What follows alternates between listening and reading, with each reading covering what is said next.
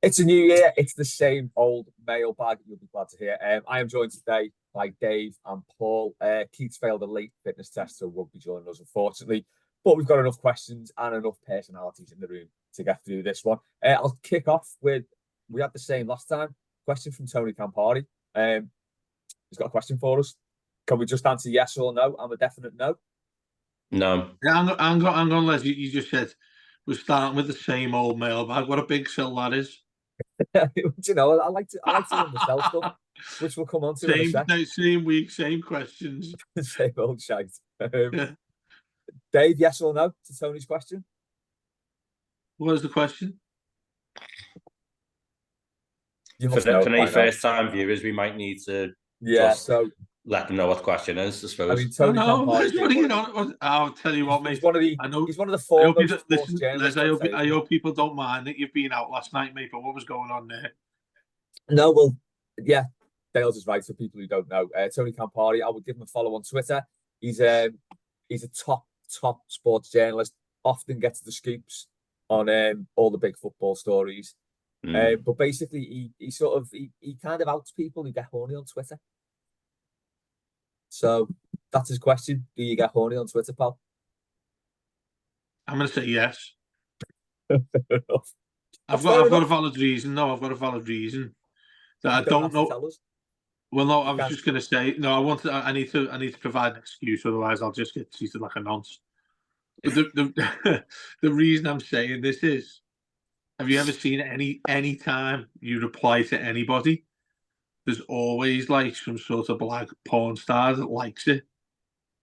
Have you noticed this? Yeah, the bots. There's so many. Yeah. But you know, the attention. It's odd. Yeah, it's terrible. But you know, the bots aren't as bad as they used to be. That's the way I'm going to put it. Hey, at our age, we just like the attention, don't we? That's all it is. What do you mean, our age? What are you coming out with here, Les? Hey, we're in the same sort of demographic, you know, 30s, 50s, whatever. Got one from Maggie. As everyone will know, my favourite sale is the Arnold Clark Real Sale. You can get all sorts of cars. Just go online at arnoldclark.co.uk or go to the showroom. You know, that's my favourite sale. Maggie's asked, what is your favourite sale?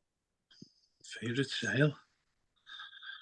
Well, this part, it should be an easy question, really. This part of the year, this time of year, shouldn't it, when the sales are on? I always like it when the Everton kits go on sale and the training gear. That's always a good one.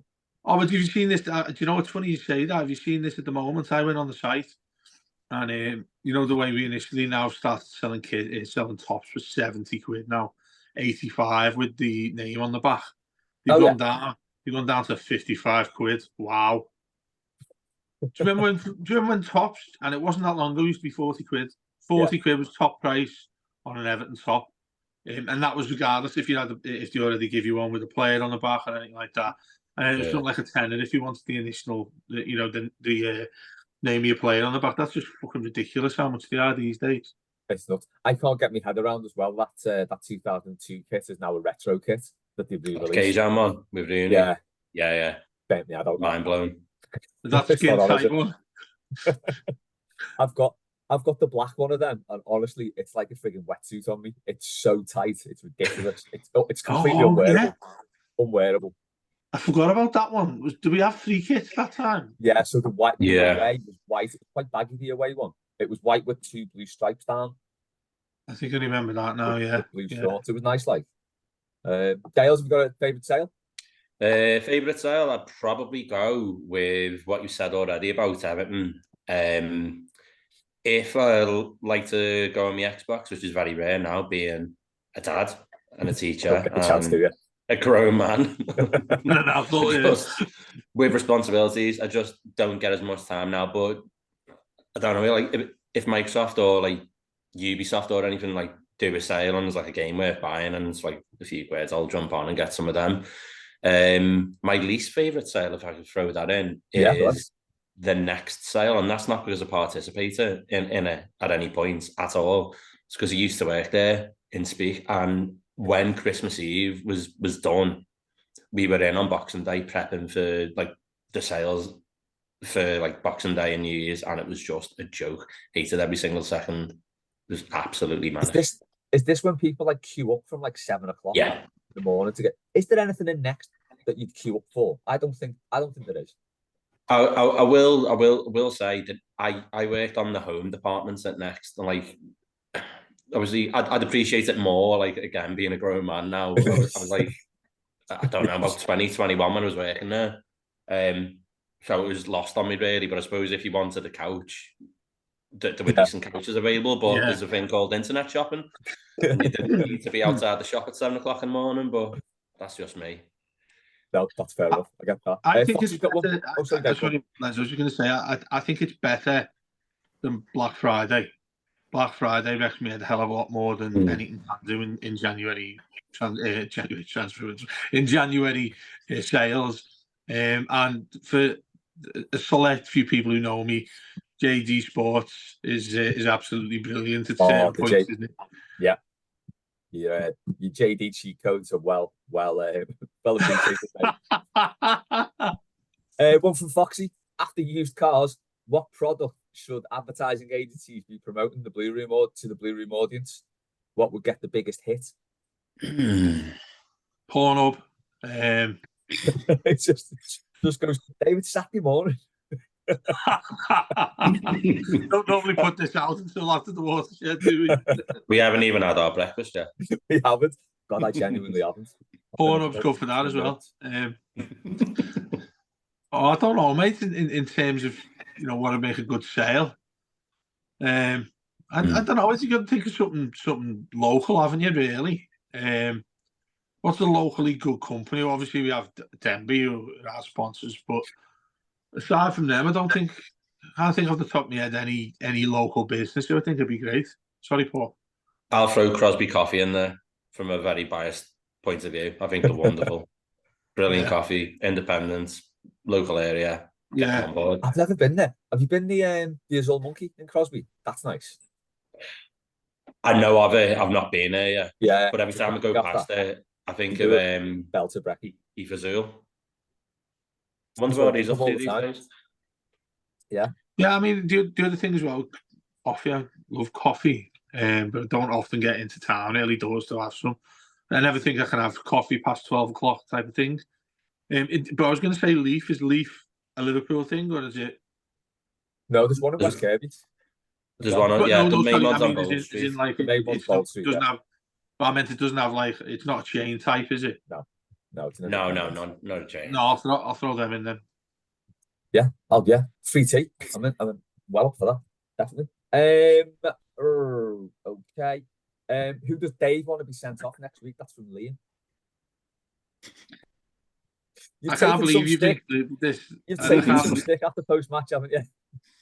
You said we only were going to do 45 minutes, mate. I could spend 45 hours talking about what I meant. And I'm still getting DMs. I'm still getting even emails from people who are slating me after what I said. Yeah, and I'm going to do it, Les. I'm going to tell you why I said what I did.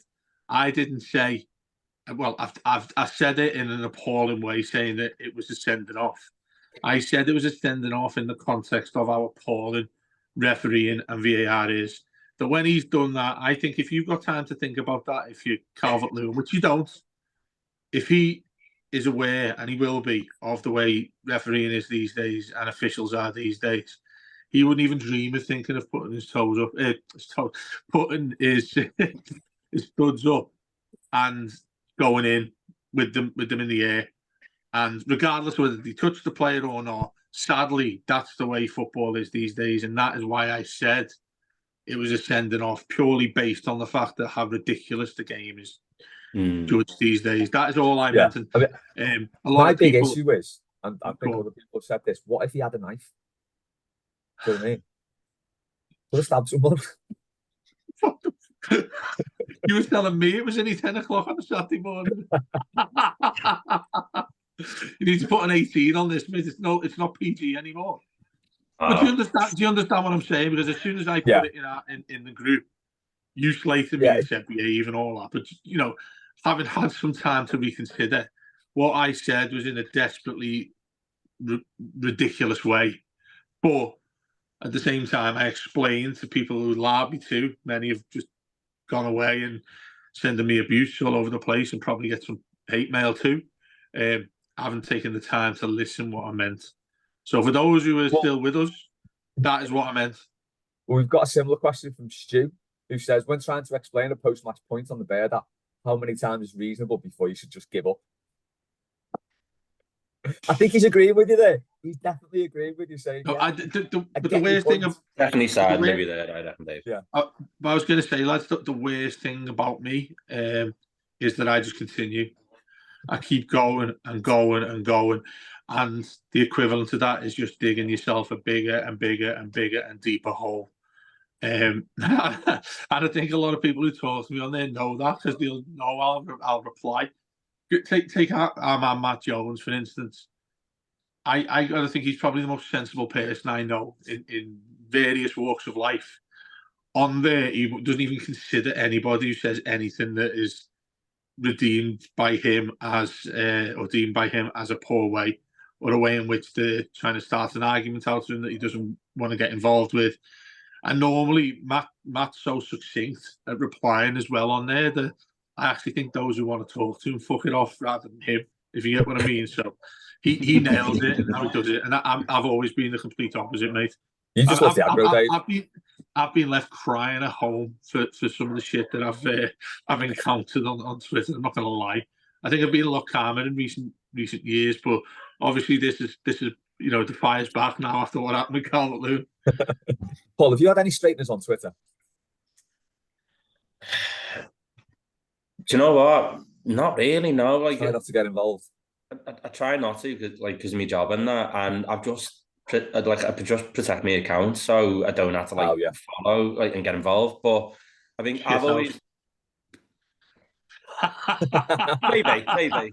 But, no, I've always viewed Twitter as like an extension of your home. Like if you open your window and some idiot's shouting stuff at you, what do you do? It's a good point. Yeah, just close the window down and you ignore them. Like I do see some absolute guff on Twitter every now and then, like mainly with the government and like things like that get posted, and I can't bite my tongue, and I really have to. I've got to maintain a like very professional outlook on life and on social media, and it's very, very trying. It is very trying. I get someone anytime I like say anything bad about Keir Starmer or Labour, he jumps on me straight away, starts calling me middle class wanker or something, then fucks off. It's like, what the hell was that about? That's strange, really odd. Do you know what? There's just a word on that as well. What Dale said then is an excellent point about, because you should really understand what you do for a living. Given what I do for a living in the company that I work for, I should really not even engage in what goes on Twitter. I shouldn't even be on Twitter, really. So I guess that's why I don't have a staff job anymore, and I'm just a freelancer. That might be the way the BBC has pushed me in as pleasant a direction as they possibly could, given how I've spoken on Twitter. Yeah, I think maybe we should all go unprotected, to be honest. Yeah, true. It's not a bad shout, that. Well, I'll tell you one thing as well. Sorry to bang on about stuff, but Joey Barton, nobody can not say something about that twat. Oh. No, it's disgusting. Like, the thing is, he loves it though. He loves it. We're giving him the ammo. Yeah, it's so obvious what he's doing. He's just trying to be controversial to plug a podcast, and you don't have to be. You just need to plug things like the Arnold Clark Wheel Sale on your podcast, and people will listen. It's that easy. What he said about Ian Ialiuco yesterday was like, it's just, my problem with Ian Ialiuco is not that she's a woman. My problem with her is that she's a god-awful pundit. She's a knobhead, basically. Well, no, but that's nothing to do with her being a female. No, but the thing is, mate, he's gone so far with the shit he comes out with that you being able to say what you've done sounds awful, and that's the problem with it all. Sorry, Les. It was the Izzy Christensen one that did my head in. That was needless. Because you've got all his little gimps who follow him and buzz off him, like tweeting female pundits. And this one, she just said, would have been the worst losing streak since 19 whatever.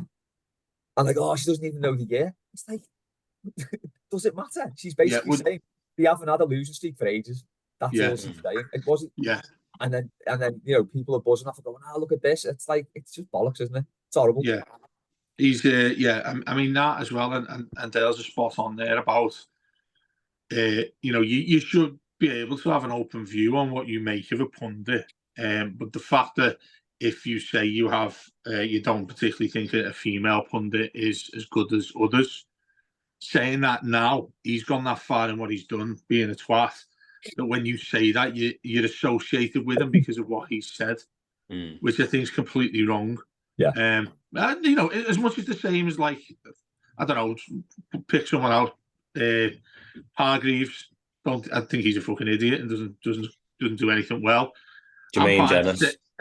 Well, mate, Jermaine, I feel like I live with Jermaine Jennings working at the BBC, mate, because he's on BT, he's on everything. He's on the One Show. He hosts the One Show. For fuck's sake. Is he? All that. Yeah. Yeah, exactly. And that's what gets me a lot though, is it's not a level playing field, and I don't want to sound like I'm trying to stereotype at all here, because, like I've said there, you've got Garth Crooks still writing fucking pieces on the website saying all sorts of shite. I'm just going to get sacked today, and I'm just going to stop talking. I think you've gone in two-footed on pretty much everyone from BBC today. Dave chose violence. I'm here for it. And we're all here for it. Going to ring Sky and see if they've got any jobs going. There you go. Right. I reckon you two are going to have a different answer to me on this one. Tommy's asked, as a kid on your bike, would you call it a seaty, a takey, or a backy when you got your mates on with you? Seaty. Well, do you just call me a wool then? No, I said Paul. I thought when I said seaty, you just went wool and then just carried on. No, well, I call it a backy, which is apparently a backy. It's a backy. You're on the back. It's a backy. Backy smoking tobacco. Yeah. No, it's a backy.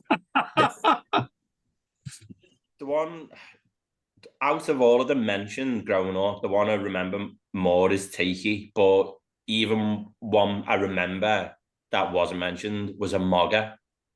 Never heard of that. Yeah, I don't know where that came from, but that was like year 6, year 7. Let's jump on your BMX there, like as a mogga. Couldn't tell you. What area is that? Speak. It could be. If anyone's listening from Speak, is that a Speak thing? Getting a mogga. Isn't Alan Clark in Speak? There's an Alan Clark in Speak, Les. That's how it went. There's an Alan Clark in Speak, Les. I think there is, yeah. Oh, you can just go online to alanclark.co.uk. Stephen's asked, how many referees or VAR officials could you single-handedly cling film to a lamppost? All of them. Absolutely every single one of them, because they're all little victims who were either bullied at school or were prefects, and no one listened to them. I'd like to think who they consider has done a good job. You were going to work on a Monday morning there and talk to Howard Webb, and you're going to turn and say, you know what, mate, you're the only one who didn't get slated there. Well done. Is your staff of the week.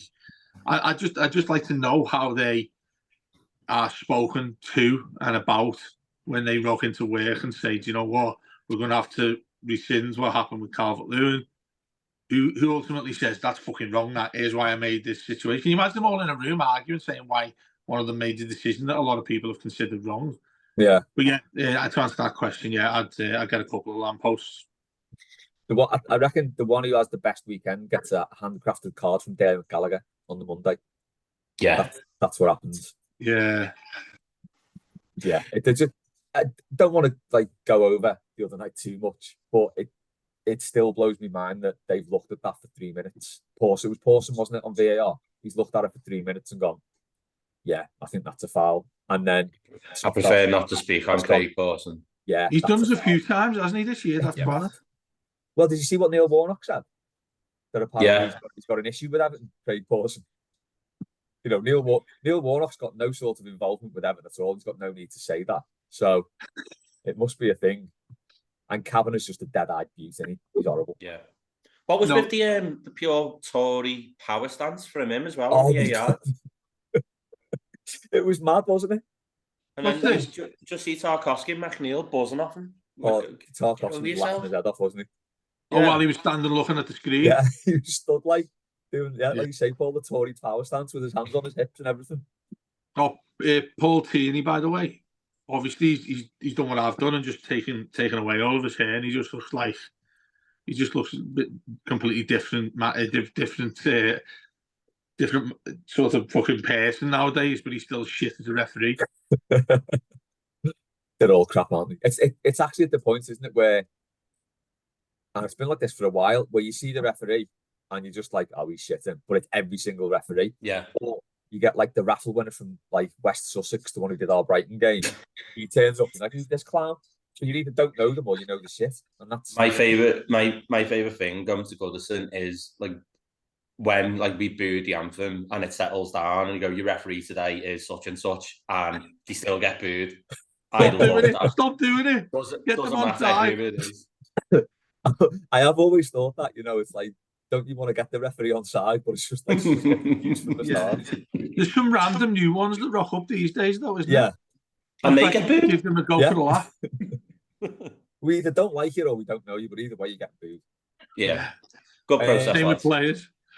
One from Maggie, same subject, because yes, it is about the red card. What's the biggest petty injustice you've ever seen? The one that Roy Carroll did against Spurs. Do you remember that? No, what was that? Remember when Spurs they scored a goal in the last minute, went over the line because he fucking dropped it. Oh God, yeah. Roy Carroll with that, mate. That I think that was outrageous, and I think it's fitting to say that after our chat about VAR, that because it was, you could be sat in a different place and you see that went over the line. I could not believe that happened, and at the time, that was the only club that had happened with who could save that was Man United back in the day. That was, I think, 2003, 2004, something like that. And it was like, I don't know, they had a ridiculous run of winning games at Old Trafford. Then that happened, mate. I think that was one of the biggest that I've seen just within the realms of football. That one was horrendous. There was the Villa Sheffield United one as well. Was it Villa v Sheffield United? Where the ball went in. I think when Sheffield United got relegated last time, wasn't it? The ball went over the line. Yeah, you're right about that. The player fell into the net, and the goal line tech didn't work. And essentially, it was a little bit like it was Villa, wasn't it? It was Aston Villa. It was at Villa, yeah. But it was a bit like Everton at Bolton when that one went in. Even though that was a foul on Southall, it clearly went in. And essentially, that was the difference between the two teams. Yeah. Paul, got one? Yeah, I have to really think about this because there've been quite a few petty injustices, but I feel like this one is just absolutely brilliant. I remember when we were in year 10 or year 11 SFX, and you weren't supposed to unless you were in sixth form, but we managed to leave the premises to go for an early lunch. And remember my friend, there was an elderly lady in Walton Village who'd fallen over, and my mate picked her up and helped her and like sat her down on the bench. So really, really kind, really lovely thing to do. The old lady then asked me mate for his name, and he gives it, and she goes, "Oh well, I'll ring school and just say what a wonderful young man you are for all of your help." And he thought nothing of it, and all of us went, "Oh no." So we get back to school, and the head of our year went, "I believe you've done a really good thing at lunchtime." And this lad's just like oblivious. He's just, "Oh yeah, I just wanted to help her." So we went, "Well done for that. That shows you what a wonderful human being you are and a fine young man. But we're still gonna have to give you free detentions." And I just thought it was petty, but it was just. It was in just for me, mate. But I thought rules are rules. Rules are rules. You don't like them, you just got to follow them. Yeah. I wonder what he's turned into now, though. I wonder what he's turned into now when he sees an old lady fall on the floor. Kicks her, probably now. Carry on kicking her, yeah. Oh, get up. Get up, you're fucking faking it. Get up. Well, right, I'm not falling for that again. Weirdly, years ago, I was driving by ours, and there was an old woman lying down in the road, which was just dead odd. So I stopped, like helped her up, and she only lived like she was about 100 yards from my house. So like I walked her back. She seemed in a bit of a bad way. I don't know if she was bladdered or what, but she wasn't like all there, obviously, because she was lying in the road. So I took her back and like she like just opened the back and go, I think my key's in there. Can you let me in? So I let her in and stuff, and then just like drove off. About a week later, I'm driving down the same road, and she's lying in the road again with all sorts of people standing around her. So I don't know what a game was there. It was weird. It's the way you just said. I took her in and stuff. What was the stuff and stuff? Let her in a house and that, said that you're all right. And went. But yeah, spilled this water everywhere. It looks like she had a habit of just lying down in the middle of the road, which was dead strange. Yeah. Mailbag karaoke, Dave. There we go. It's been a few weeks now, but Maggie's got the taste for it again. So I think you've got a song lined up for us, haven't you? I haven't gone. Let me go back to it now. Right, so I've got two songs here. So one is Hungry Eyes, and the other one is Belinda Carlisle, Did Nice. So I think I'm going to do the first couple of lyrics here. You two have got to follow. We are in for a treat. Yeah, okay. Here we go. Remember, 10 o'clock on a Saturday morning, so my voice isn't at its peak right now. If you come to the Croc tonight at about 12 o'clock, you'll hear some real gems there. Okay. Oh, baby, do you know that's worth? Oh, heaven is a place on earth. They say in heaven, love comes first. We'll make heaven a place on earth. Oh, heaven is a place on earth. That's nice. I enjoyed that. That's wholesome, wasn't it? Come on. Where's the rest? Come on. That'll do for that. You can't do the full song. Les, you're a joke. You're an absolute joke. Arnold Clark will be just shaking their heads at you right now. Do you know what? Listening back to that, I really don't want to like draw people's attention to it, but I will anyway. I was listening to it the other night because I couldn't actually believe that they'd used it. I'm speaking too close when I'm doing the voice notes, and you can hear me breathing in between each thing. It's quite bad. It's a bit racy for people who like that kind of thing. Oh, mate, yeah. People will be horny over that. Like, never mind horny on Twitter. Yeah, horny for sales, mate. Mate, you know the worst thing about this was for people who are listening that we're doing the advert with Arnold Clark. I hope they're not listening to this, by the way. They said to us, as part of it, you can come down and do a few car tests for us. So we can literally rock up there, get a Lamborghini, any car, like a Ferrari, and just drive around town. Apparently, I might have to do that, you know. I was going to say I'd like to see you do that around women lying on the floor and see what happens. I'll just turn up to Arnold Park and speak. I'm Les Roberts. You might remember me from shows like The Blue Room. Here's your brand new car, mate. End up with a 20-year-old Fiat Punto. Oh God, you know what? It will be an upgrade for me, that, to be honest. Any more songs? Or are we done? I really can't think of another one. Do you know what? We don't want to overdo it. We need to keep the people coming back for more, so we'll keep our powder dry on that one. Nice though. Enjoyed it. If you had to change your name by deed poll, what would you call yourself? That's from Stephen. Alexander Hamilton. What would you call yourself? Me? Alexander Hamilton. Alexander Hamilton. Sounds like a Scottish Tory. I was just going to say that. It's after Alexander Hamilton himself. the crux of the wonderful Broadway smash hit Hamilton. Ah, okay. My name is Alexander Hamilton. My name is Alexander Hamilton. There you go, Maggie. There you go. More karaoke. Brilliant. I'd probably call myself Arnold Clark, if I'm being honest. I don't know. I mean, I used to have a fixation with the Krays, you know, the film. Yeah. So I'd be called Dave Cray. Dave Cray. Dave Cray. That does sound like a dodgy geezer's name. Davy Cray. Davy Cray, yeah. Gotta go and see Davy Cray if you want a nice weekend. Another one from Maggie. I think they're all from Maggie now. We've flown through these today. What was the best dance to do at school disco? Oh my God, please also a rendition of it. That's optional. A dance? Yeah, the best dance to do at school disco. Got to be the slowy at the end, hasn't it? Yeah, but if you got one, because I went to Mason Taylor's. There's Mason Taylor's boys and Mason Taylor's girls. Yeah, maybe not if you went to an all-boys school. Then. No. Let me finish. Regardless, with you criticising people of certain just one sex there, Les, but no, if that's the thing, it's obviously fine. No, the point I was going to make was Mason Taylor's year 7, and they put on a disco for the boys and the girls. Now the girls' school is only half a mile down the road. If anyone knows what's going on there in Crosby, so they invited the girls to the lads, and basically it was the whole year.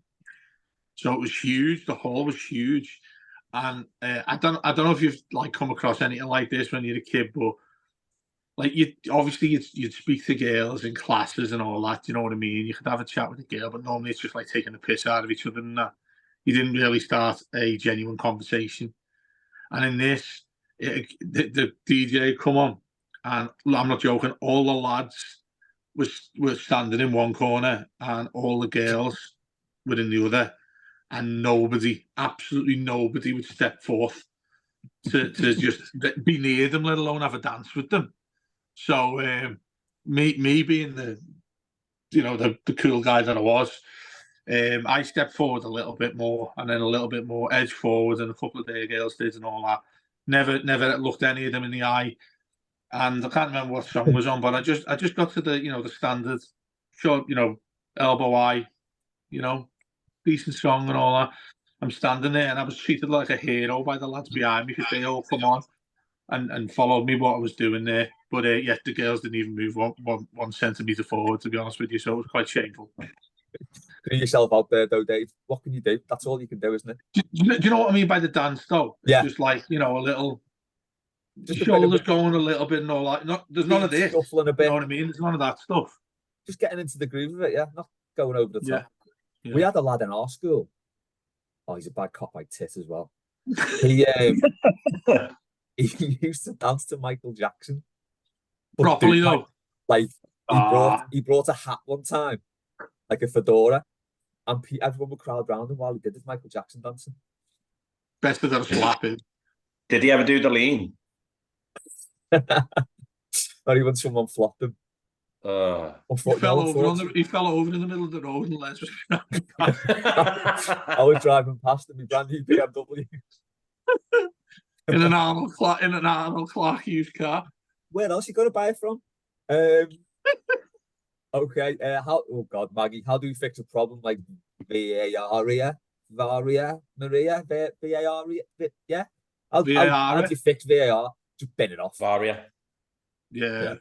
Jib it off. I don't know. I mean, I think, when we got really naive, how long has it been going now? 4 years, I think. Is it long? 2019, was it? Yeah, I think so. Just before COVID, I think it was when it came in. So, the thing that we've all naively thought of is, I remember when the first thing that was a big issue was the offside stuff, with the lines that were drew and all that, but the lines were drew on like with pencil, something like that. And then we sort of got naive thinking, yeah, they'll change this. They can change this. They'll re-examine this every few seasons or months or whatever, and we'll see that improve. And it just hasn't. It just really hasn't anymore. To a different. I mean, I think what manager did he? I think it was Dice who said. I was all. He admitted. He said I was happy with it. I was content with it. It meant well type of thing. He said, but the only thing to look at now is. The only thing I think considers any sort of benefit is the offside. Even though they get that wrong, I will openly admit that there are a lot of occasions where I'm thinking, do you know what? If it didn't have this, that'd be a goal that shouldn't have been a goal, and fuck up games, particularly for our own regard as well. When I see that in games, and you see Sky or whatever you're watching it on, you see those lines getting drawn, and you're like, they actually look accurate this time. Whereas when it started, like it was like getting a 5-year-old kid to draw the line. My issue with that is, though, that's not what offside's about. So basically, you're drawing lines when players think that they're level. And as a striker or a defender, all you can do is look across a line. Cross a line. You Yeah. don't know where your foot is. Say you're a striker, you times you run really well, but you stuck your foot out like a millisecond too early. That shouldn't be offside, because you're looking down the line. You're like, I'm in line here, I'm onside. And then you pull it up because your foot went forward a bit early. That's not what it's about. And that's what does my head in about the getting the lines out. I think if you've got to draw lines, just say it's not offside. Because you obviously can't tell. Yeah. Give the benefit of the doubt. Yeah. That's because it should be weighted in favour of the strikers, really, isn't it? Because everyone wants to see goals in a game, and it's like we can't wait to chalk them off. I think that's what does my head in about it. I think for me, if you're trying to improve VAR, the first thing you do is bin off every single official that we have in the Premier League and get rid of this stupid brand of VAR that the Premier League use, and just use what the rest of Europe are using, because it works really, really well. There's never any issues. And I don't know whether I might be right or wrong in saying this, but I look at Serie A and La Liga and even the Bundesliga. And when I don't watch every game, but when I watch the odd game in that league, there never seems to be the level of in-depth analysis of every single decision. Scrutiny, that was the word I was looking for. It doesn't seem to be that much scrutiny. Yeah. The thing with Calvert-Lewin the other day, when I heard the podcast back the other day and everyone was laying into Dave, I laughed because I thought, Jesus. But I understood what Dave was trying to say. I got it. I can see that hole in your wall behind you there, mate. But for me as a centre back, when I play, if I'm getting sent off for that, or if our striker's getting sent off for that, I'm losing me rag. Mm-hmm. But in today's game, it didn't just happen to Calvert-Lewin. It happened the other week with I want to say Nottingham Forest or Sheffield United. There was a really bad decision. The Forest one was diabolical. Bowley, wasn't it? Bowley actually got fouled, didn't he? Yeah, he got his ankle stood on. It was just that doesn't seem to happen in any other country apart from the Premier League. And Paddy nailed it the other night. The fact that we were sat there talking about the officials instead of the game, and how well Virginia played and stepped up, how well Danjuma played. It's wrong. So that's what I would do if we were improving VAR. I'm a fan of it if it's used correctly and you've got competent officials. Or even former players using it, former players with no affiliation to any team taking part in the game. Let them in charge, the former professionals who've played the game, who understand it. That's not a red card. That might be a red. We might need to look at that. There's just so many ways to improve it and make it better, but this isn't it. Yeah, that is a good shout. Do you reckon referees themselves? No, obviously, none of them admit it. Maybe a former referee would, but do you think they bottle in on certain decisions to think, that I'll just throw that to VAR and see what they say? I certainly think they do that a lot. Yeah, I think some of them use it as a way out. This isn't me making the decision now. If you're sure, I'll give it. Cavani should have just stuck to his principles, and I'd have had a lot more respect for him if he went, you know what, I've given a red card, I'm sticking by it. I think it's only Michael Oliver, and he's a knobhead as well. It's only Michael Oliver who's really stuck to his guns on a decision. I think it's only ever happened a couple of times on record where, what was it? Again, going back to him, the last time we won at Anfield during COVID, when we won the 2-0 game, he gave a penalty. And then he ran up. He obviously went to VAR. He ran up and he said, "No, it's a pen." I think that's the only time I can record that it was done. And I'm cynical about that as well because there was no crowd in there. You know for a fact that's going to have an influence on when anyone's making a decision. You know that's happened since football began. If you're the home team, you're probably going to get more decisions than the away team. That's just the way. Yeah, it's always been the case, hasn't it? Yeah, exactly. So. I think I agree with what Dale's saying about, is it that difficult to improve to a certain level? Just going back on that, the offside thing, Les, that you were talking about there, which, it's really unfair on defenders.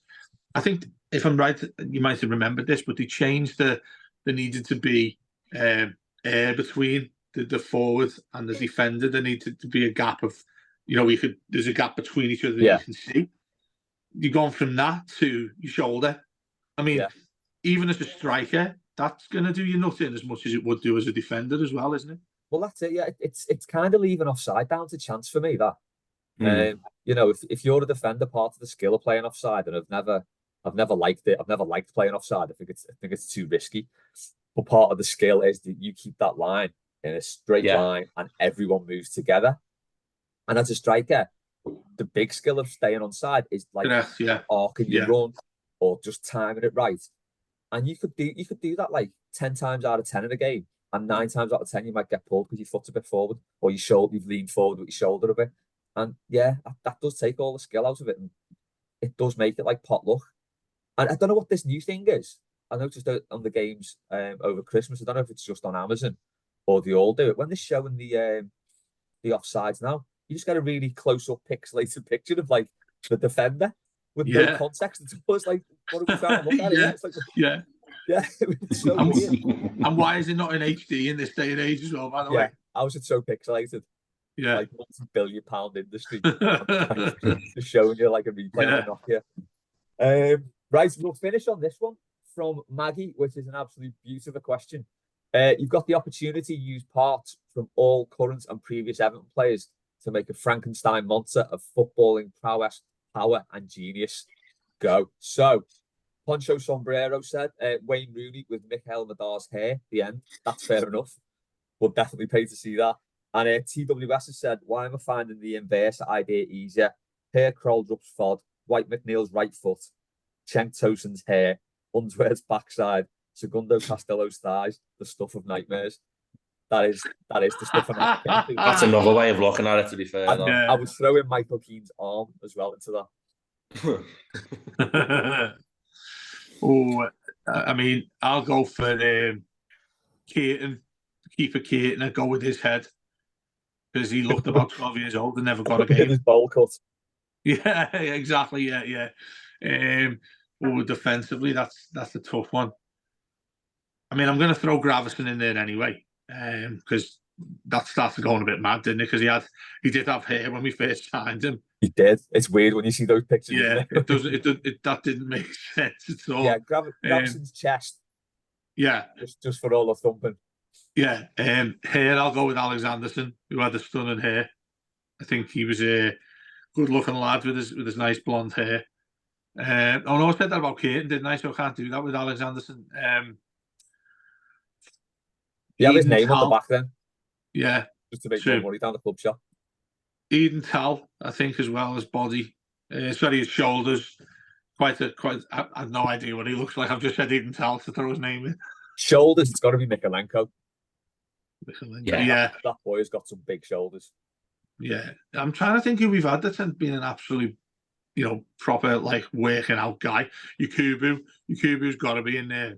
It's a big, big man, him. His right foot. Oh, yeah. He could just bang it in, couldn't he? He won him on a pen, wouldn't you? I'll never forget my finest goal from that man. Never forget it when he did that at Chelsea in the semi-finals of the League Cup. Oh, I've never seen a ball hit harder than that. It nearly knocked someone's head off. He just about got out the way before it went in the top corner. My favourite Yakubu goal was that one. Was it SK Brown where he just completely sells 2 defenders and then just passes it into the corner of the net? Oh, such a lovely goal. That. He had a terrible injury, didn't he, for a year or so? Was it? Yeah, it was his Achilles. Yeah, never came back the same as most players don't really. Well, it was 2009. What he did his Achilles at Tottenham, no one near him, just went. Jagielka did his knee. Arteta, didn't he? And did his up in Newcastle. Did his knee as well. Yeah. I got. By the way, I throw Stone in there as well because he looked like Johnny Depp. It was he's in there with something. Lad at left back. Who was it? Oh, Valente.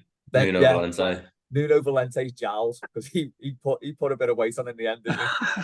Mate, people put pictures up of that. He was a decent player. People put pictures on that he went to Mackey's after every game and stuff like that. It was when he got off and then just re-signed for no reason and just never played again anyway, did he? Who is it? We just got back to who we got from Wolves who didn't even get a game. Vinagre. Ruben Vinagre, yeah. What's going on there? Yeah. Forgot all about him. He forgot about himself. My Frankenstein footballer, what would I be? I will go with Mikel Arteta's hair. Gerard Deulofeu's boyish, impish looks. Yeah, it's a good shout there. Romelu Lukaku's torso. Yeah. Yeah, yeah. Tim Howard's arms. I go with Segundo Castillo's thighs. They were like remember him? Left foot. They were another wonder of the world, those thighs, weren't they?